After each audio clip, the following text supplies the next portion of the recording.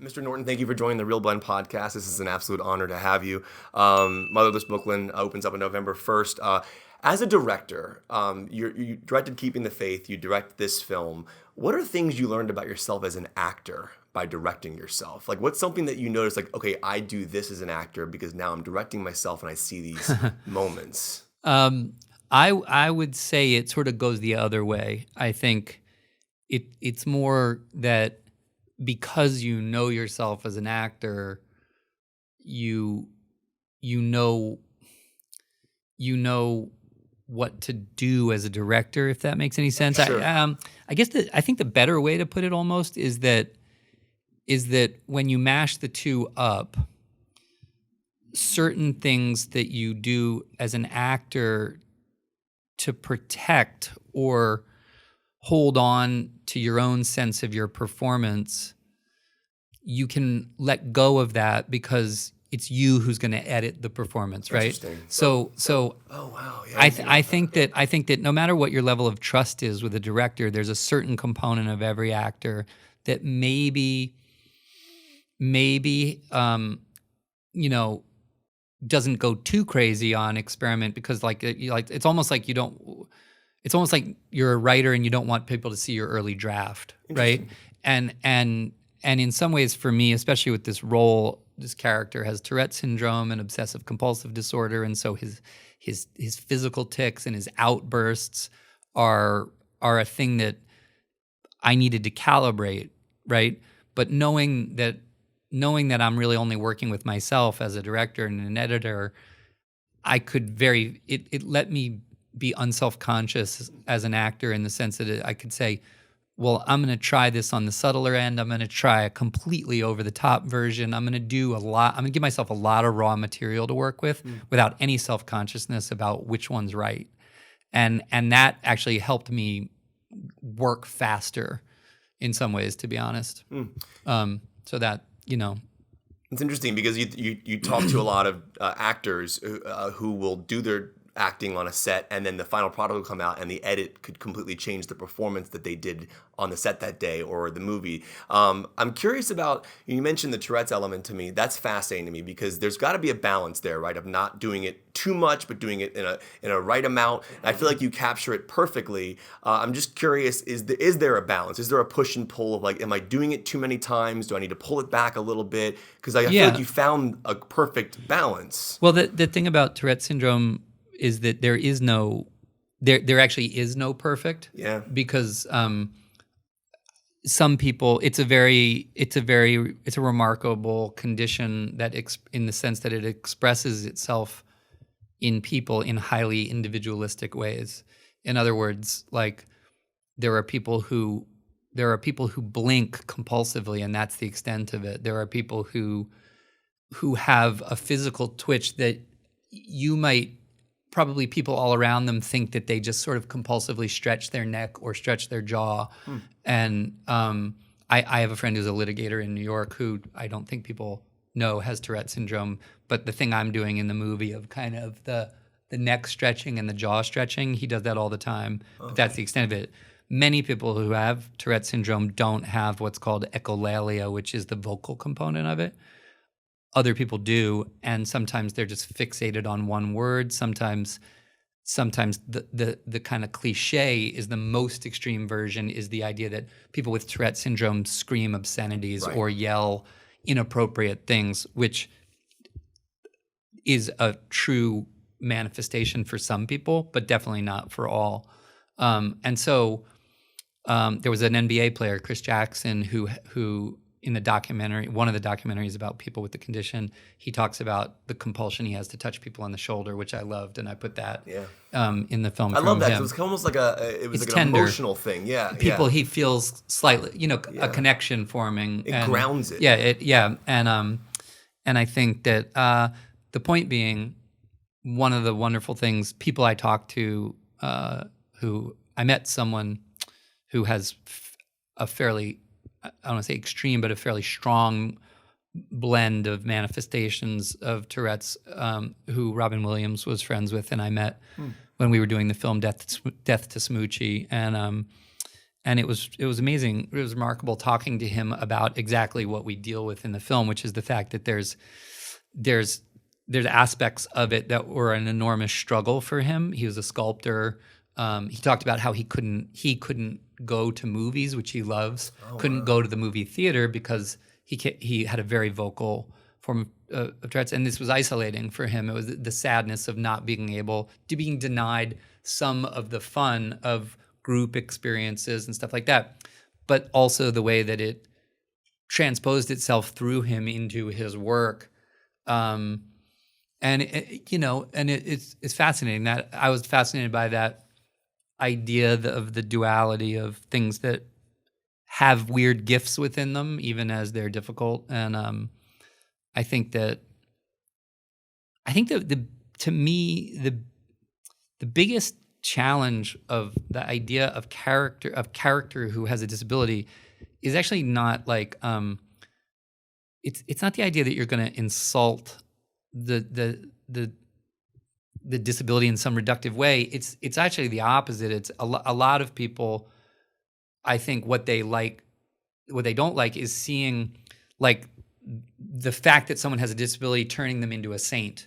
You know what I mean? I think it's like what I've had people come up to me about this and say is what they like is how fully human he is. In other words, he has this ability. He's not defined by his Tourette's. No, he's defined by some other people, but also it's you don't want to take away from him also that he's a little bit passive. He's not heroic. He's kind of, as he says later, he's so enmeshed in his own problems. He's never really bothered to care about other people that much. And in the film, he grows up. He evolves. He ends up inspired by this woman who is herself an activist into realizing, I've got my daily struggles, but I've got to get off the fence and actually be a part of these bigger issues, you know. And to me, that's the way you fully humanize someone. I mean, that's honestly, that's like you think about a performance like Daniel Day-Lewis in My Left Foot, right?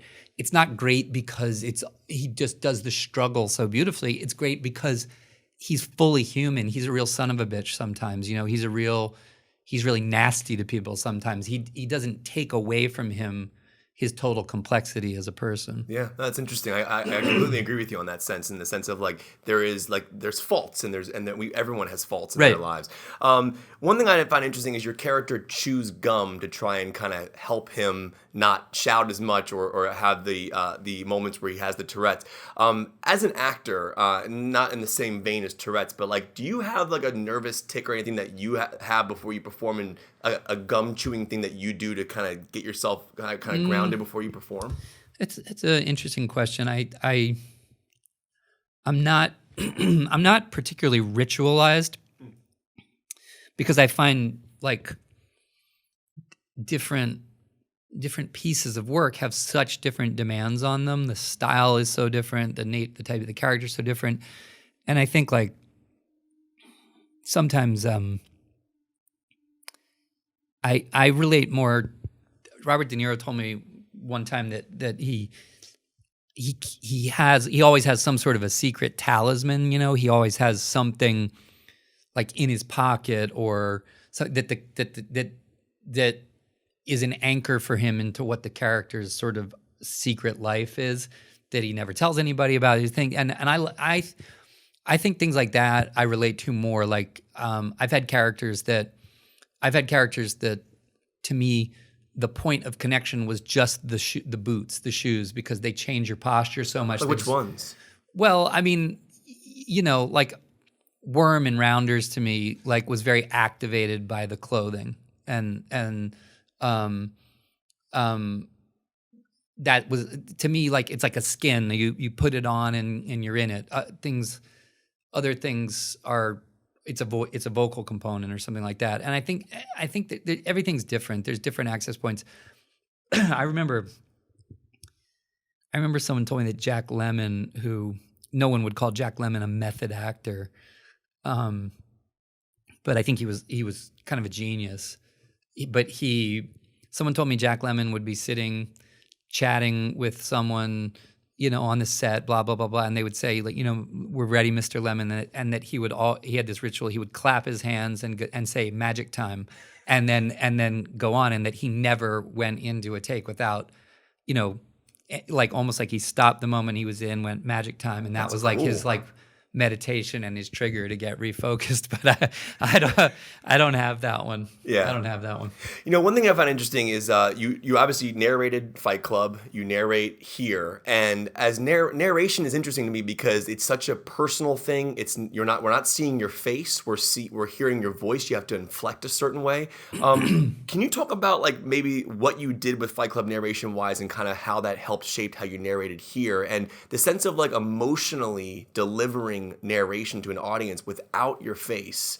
Kind of, I guess the idea of like how Fight Club maybe prepared you for narration in this specifically. I know you've done narration before, but narration, you call it narrator or voiceover? Voiceover, yeah. yeah. Because I guess he was considered the narrator in Fight Club. Yeah, yeah, that's true. Fight Club. My recollection of that that was like it was like a whole second film shoot. It was like Fincher is so exacting in the best ways, but I think we did that narration hundreds of times. Like sounds like a Fincher thing. No, but like this one type of mic 5 inches from you, another type of mic a foot from you. Change it, put that mic 4 feet away and put that mic closer but slightly to the right. I mean, like he was he was trying, and we were trying technically for the longest time to just get a sound that sounds like a voice inside a head, Yeah. And so it almost became like meta. When you repeat something so much, it can get to where you're like, it's like an incantation. You're not even listening to what it's about anymore. And like the I am Jax lines, like those are, you probably just said those 1,000 times. Yeah, and there's that thing with that film. There was such a tension between, the thing was like, how surreal is it? How real is it? How much are you trying to create a hyper real sensation? It was so stylistically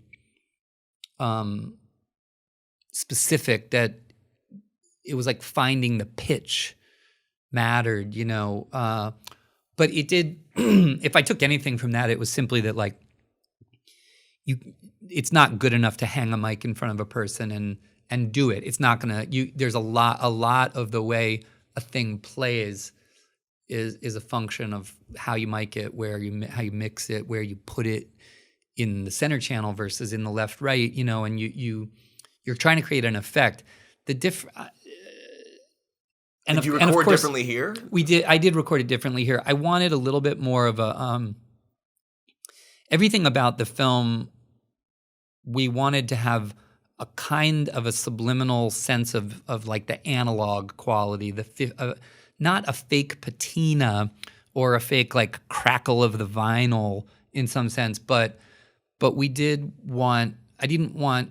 We didn't shoot the film using speed prime lenses.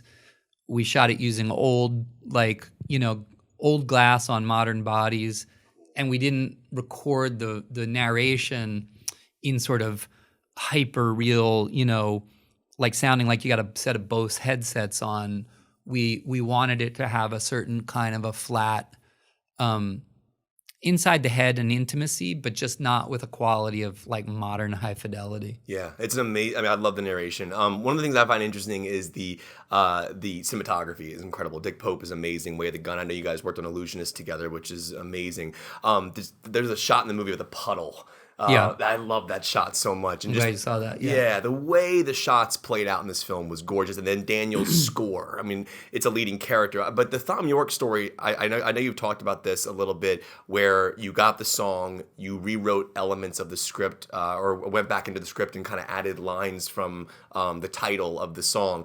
So I was curious, in your career, over the performances you've done, in a different situation, has a song ever affected the way you've approached a character after you heard it?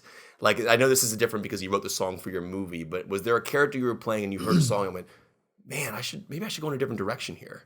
Mm, It could be a song. I don't know could be a if movie. it changed it. Um, when we did this film, The Painted Veil, we were using like this great composer, Eric Satie, that just sort of caught for all of us the sort of weird, I don't know, the melancholy lyricism, but also a little bit dissonant, little dark. That was helpful.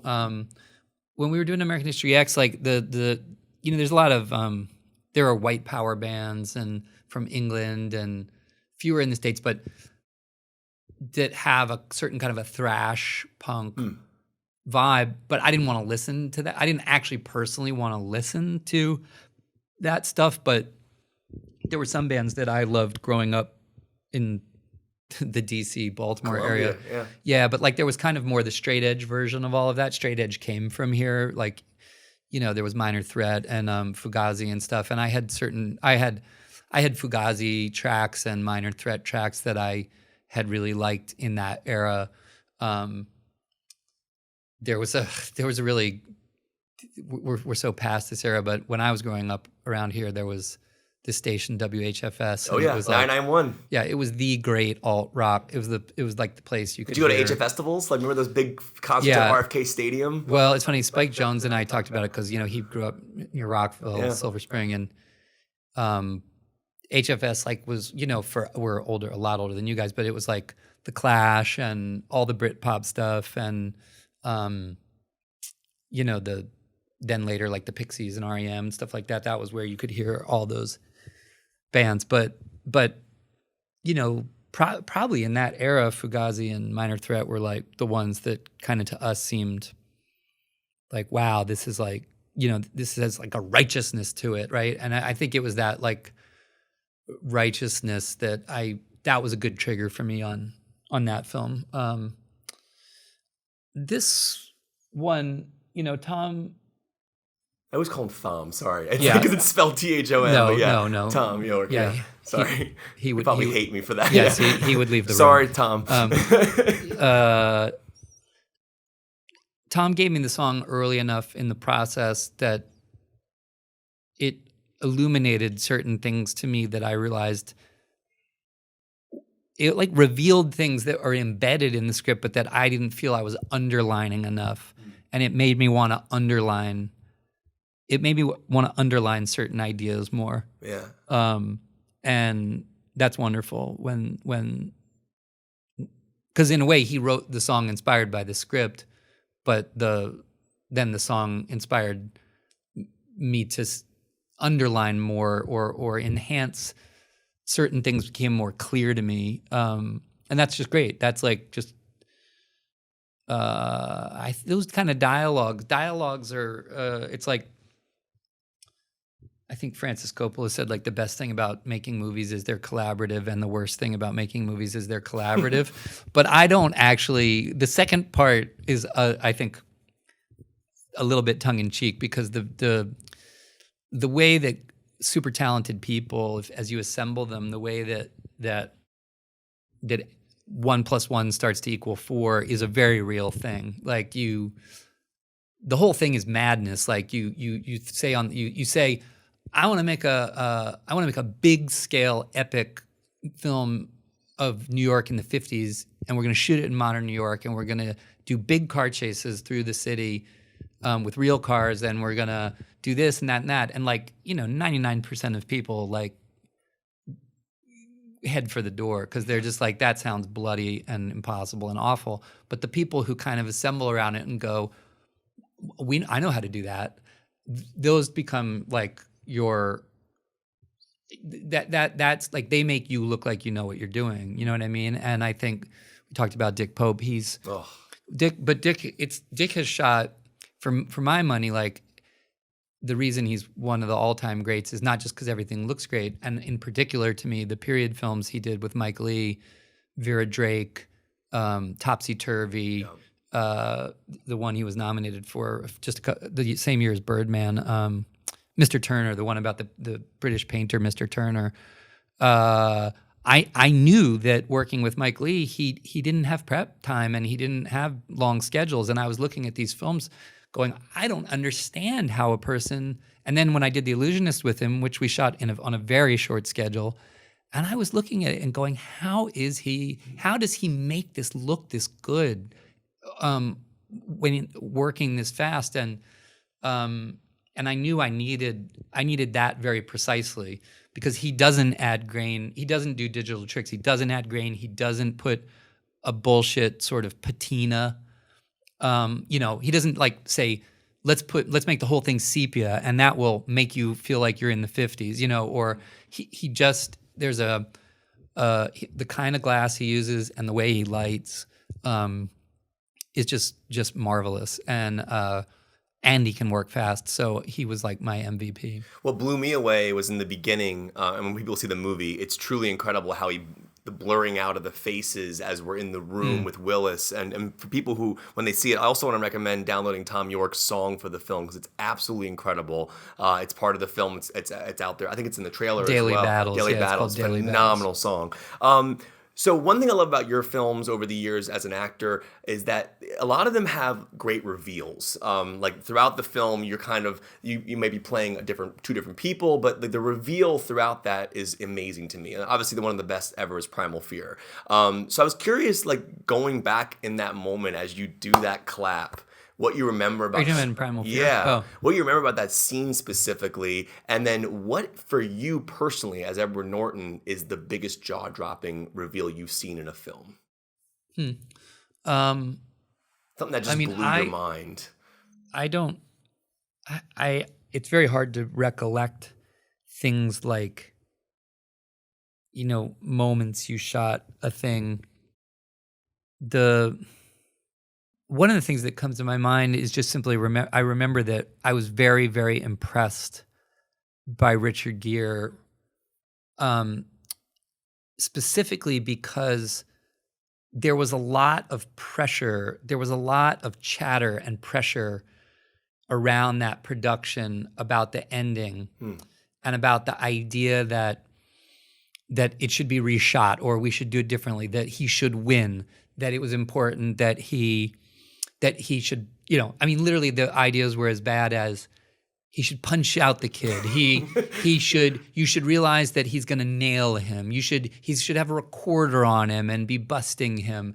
All these things. And all it was this sort of like terror of Richard got to win. And Richard was the one who really stood firm, almost to the point of refusing to do anything else. He was like, did anybody see what we just did here? Like it was, he was kind of pointing at me, and he was like, this is how you use me to best effect, because I'm slick. I'm the guy that thinks. He goes, it's a body blow. The last shot of the movie is me standing with my shoulders sagging, punched in the face, and that's it. And I was like, that is really cool. Like this is not like I need to come out on top. I need to win. It was like we made the movie work, and the best thing in the world is I just got played. You know what I mean? And I remember thinking like, the clap. No, I really, but I admired that. I think Richard was very. I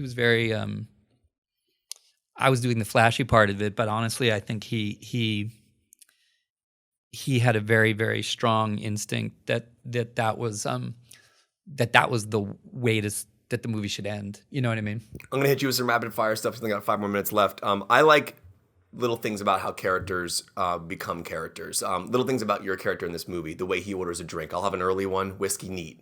And it's an interesting little thing that happens a couple times throughout the film.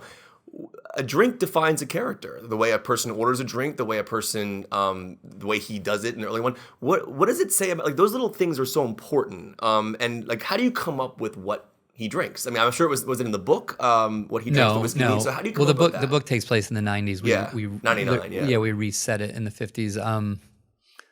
That's a funny question. I was curious. I think there's truth in that. I think that the way people talk about a thing conveys their experience with it, So if someone says things in an offhand way, sometimes, especially if they say it in ways that are unfamiliar to us, what I think it does for the audience is it signals two things. It's like, sometimes like I may not know what he's talking about, but that's cool because I want to understand this world.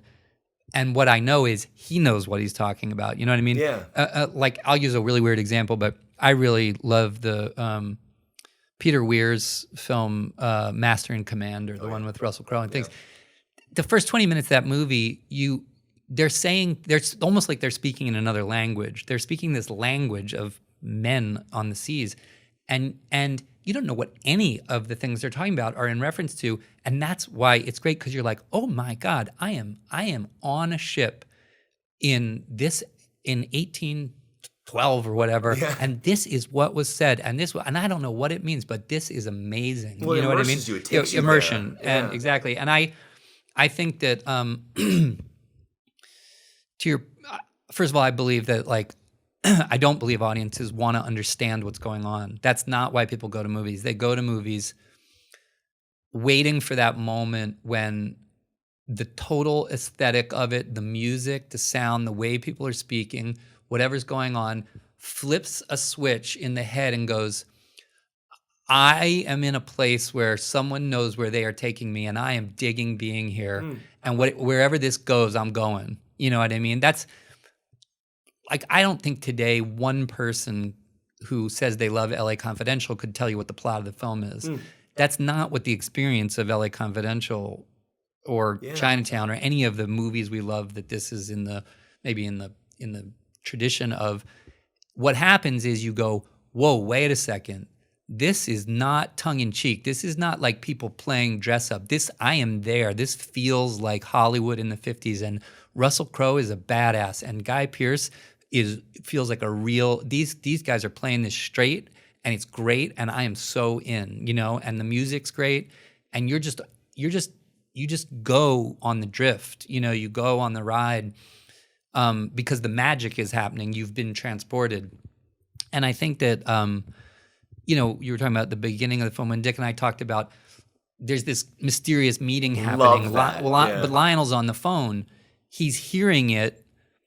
He only knows what one person looks like. He knows what Bruce Willis looks like. So Bruce Willis is sharp. But the other people, he doesn't know what they look like, and he's projecting himself into that room. So it's your perspective. Yeah, so everyone else is faceless and out of focus. The longer they talk, the more in focus they get.